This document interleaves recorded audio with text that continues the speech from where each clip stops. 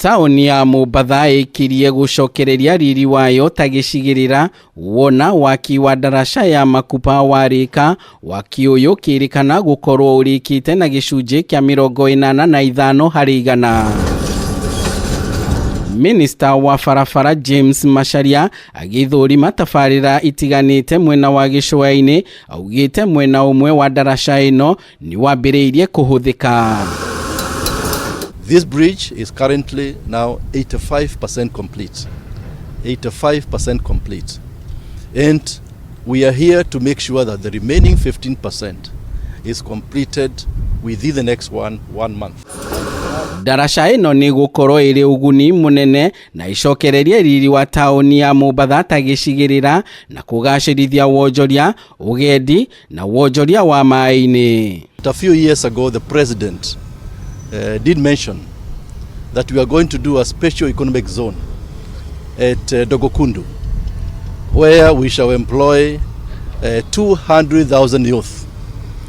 Now, without this road from Mwache to Mteza, that special economic zone will not be possible.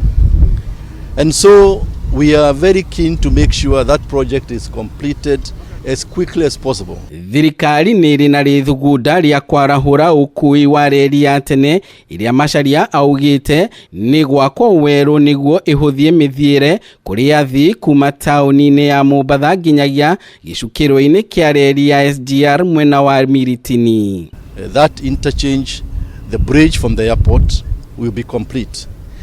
The project from Kwajomvu to Mombasa city is about 8.5 billion shillings, and it will really open up the access to Mombasa city. Mutongoria wa bururi Uhuru Kenyatta ni atanyitwo kuruguria uhuthiri wa ndaraca ino mweri-ini twerekeire, ndaraca ino igitanywo kunyihanyihia muthiathianiro wa ngari kuingira na kuuma mucii wa Mombatha.